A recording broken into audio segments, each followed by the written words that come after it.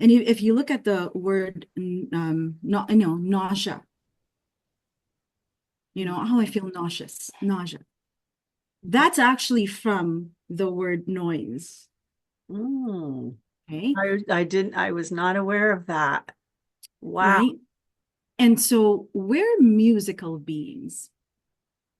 Okay. So we've got a heartbeat, we've got eardrums, our our our abdomen, the way we process our food, digest our food, absorb our food. There's this thing that's called peristalsis, that's involving the colon, and it's supposed to be going in a rhythm. And when we're worried or anxious, that's how sensitive we are.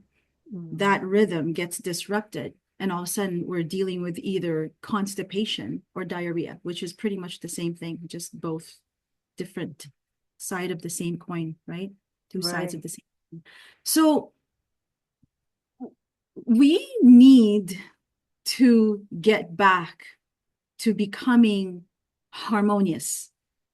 We need to be, and so when I call my business or my services harmony at home. So at first people will be like, do you like, what do you do? Do you clean homes? Like, what is it? Like, and so I've gotten to a point now where like you are hiring me to clean your home. That is your body. No, we're designed to be in harmony. And this lymphatic system, literally our fountain of youth. It's so sensitive.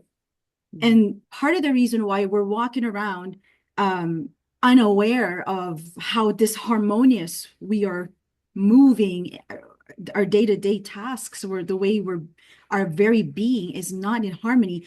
We're not aware of that because we've been so desensitized.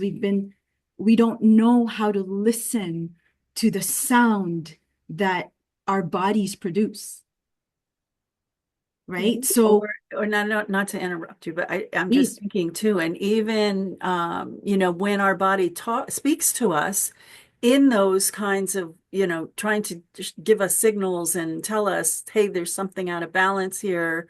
We want a quick fix. We go to the symptom and we take a pill here, or, and instead of sitting with it and trying to figure out what it is, or let it tell us what it is, and then what do you need from, you know so. what, you're on point there. The whole system, we have been programmed and super familiar with avoiding, turning off the symptoms, avoiding the symptoms, and looking at it very negatively. Mhm. And so, for example, let's talk about something that, maybe a headache, or you just have a brain fog, or there's this pain, or you wake up with no energy. So we tend to complain, or all of a sudden our tune, oh, I have this headache, Mhm. um, oh, my back, my lower back, my shins, all these complaints we have. But this is the way our body talks, Mhm. right? So the body doesn't speak English or any other language. The body speaks inaudibly, and it speaks through how we feel. The body even speaks in how our sleep is like at night. If our sleep is interrupted, this is our body saying, um, I know what? I know you love your sleep and I know you need your sleep, but there's other things going on. I'm trying to clean you. This is when we sleep, especially when we enter into deep sleep, Mhm. our body goes into janitorial mode. So it's working so hard. Contrary to what people think, sleeping takes a lot of energy, a lot of energy. Mhm. So if someone is suffering from insomnia and unable to sleep, that means the body's not producing enough energy. Because why?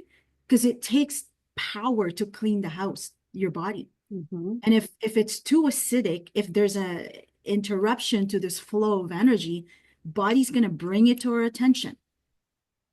You wake up between 3 to 5. That's the liver and lung that's trying to clean itself.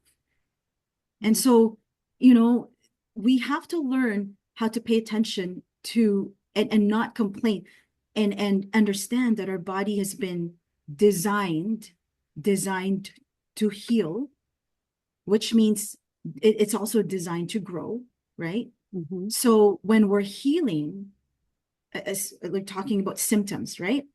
I've said this to my clients many times. I said, the path to healing is paved with symptoms. So even when it comes to pain, there's a difference between degenerative pain and regenerative pain. Mm-hmm. And I would prefer the regenerative pain.